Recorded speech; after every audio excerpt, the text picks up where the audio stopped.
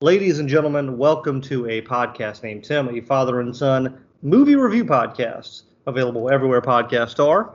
So if you like movies, you are in the right place. Each week we talk about a couple movies, some things we're watching, we get some thoughts, some trivia, a little riffing here and there.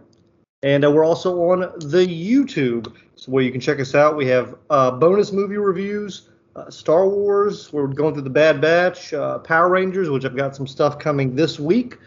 Maybe some Green Ranger stuff coming here soon. And we have a website, podcastnamedtim.com, where you can go and look at the over 400 movies we've watched, click on the movie poster, and listen to our thoughts on that particular movie. This week we are doing car-related movies because the Fast and the Furious, Fast 9, F9, whatever they're calling it at this point, is out. We're doing Eat My Dust and Rubber. With that being said, I'm Zach. Dad, how are you on this beautiful Sunday morning as we record? Yeah, fantastic. Yeah. Well, yeah. It's about as fantastic as I guess you could be. I assume the answer is going to be pretty limited, but what else have you been watching? Well, we found our new 30-minute show, that we do before bed. That's been Man with a Plan. Mm-hmm. The Matt LeBlanc. Mm-hmm. It's actually really funny. It's a good show so far. And then Amy and I have been watching Ink Master Angels. So it's instead of Ink Master, which I watch, she wanted to watch Ink Master Angels. And it's just a competition where they go around to different cities and try to find someone to beat the Angels, and then they can go to Ink Master. And then, since I have Paramount now, which is where Ink Master's too, but we found a show called Why Women Kill. Okay. Excellent so far. I am enjoying it. It's an anthology. Okay. It takes place in 3 different generations. There's a 60s, 80s, and now. Mm-hmm. So 3 stories going on at the same time, all from the same house. 3 people that live in this house. And just the stories of these women's lives and why they may or may not have ended up killing their significant other or someone. Okay. And let me speak for all women around the world. All 3 of these women have just cause. Understand. That the one from the 60s, it's really hard to believe sometimes how men acted and were allowed to act. I think they still do within my so. lifetime. Within my life, yeah, they do. But some houses, of course, still act this way.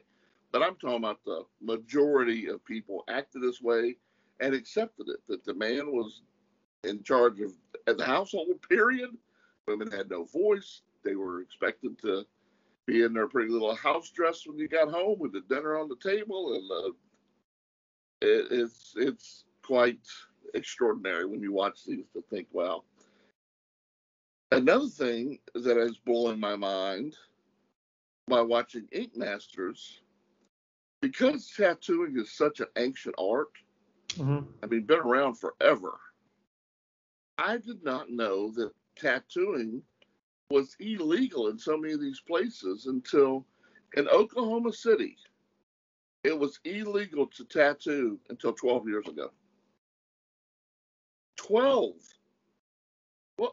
What the heck? I mean, yeah, there's still other fun laws in the books. Yeah, that's ridiculous that there were no tattoo artists allowed in Oklahoma City. Just kind of weird stuff like that I just never thought of. If you'd have said 50 years, I'd have maybe said, well, that's stupid because it is such an ancient art. But okay, because things were so much different 50 years ago. But yeah, 12 years ago? Yeah. That's not even. But anyway, I think that's all we've been watching. And of course, I'm on my 5th viewing of The Office. I watched the first episode.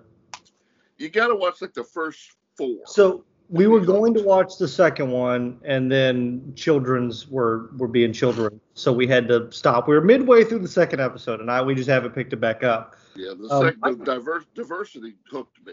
I thought that was just excellently written and crazy, and had so many cringe moments that you're sucked in. Yeah, when they're wearing the things on their head. I've not gotten there. I didn't get that far. You haven't gotten there? No, they're like in the room about to begin the proceedings. So Michael hasn't done his Chris Rock yet. No, he has not done it. I was like right there where they were about. Okay, yeah, that's wow. Yeah, that's hilarious. Yeah, you'll definitely get it because we know that routine backwards and forwards. So, but yeah, you got to watch like a 4-episode block of that, and then you just are like, oh, I have got to keep seeing what these people are going to be doing. It's a love story. I love the love story too. I absolutely love the Pam and John love story. I enjoyed it in the first episode. And the crazy Dwight antics. Yeah. Jim and Dwight banging together heads. Oh my. And then the Michael Scott cringe moments. It's just it's a formula that. All right, I'm done with my office rant. I think since our last recording, we have both watched Luca. Probably multiple times. I haven't watched it enough to talk about it. Okay. It's there. There's a review on our YouTube channel if you want to see my thoughts on it. I won't go into more. Introduce the daughter to Three Ninjas, one of the greatest films of all time. I genuinely love that movie. I mean, it was good at the time and good for your age, and I enjoyed watching it with you. If I sit down and watch it now by myself, I'm not going to enjoy it. I wouldn't mind watching it with the kids. Surf Ninjas is better, in my opinion. Surf Ninjas is they're both. Have to disagree with that one. A lot of people would. I am in the minority. I will admit that. But it's just fascinating because I'm thinking about when I was growing up, it was Ninja Turtles, Power Rangers, Three Ninjas, Surf Ninjas, all the blow things up, fight people. That was all the shows. There was like a little image I shared the other day on online, and it was like Street Sharks and SWAT Cats and Mouses from Mars. Biker Mice. Yeah, Biker Mice from Mars. I was like, wow, kids television has changed dramatically, and Pokemon and it's all that. And it's just I don't know. I guess it's funny because I think about all the parents now who are like, oh, that's too violent. I'm like, yeah, turned out all right. Yeah. And my big thing was not television this week. I finished within probably a week and a half, 2 week span. I finished the first, I would say, batch of the Star Wars Minute podcast. I listened to all 122 episodes of basically the first movie.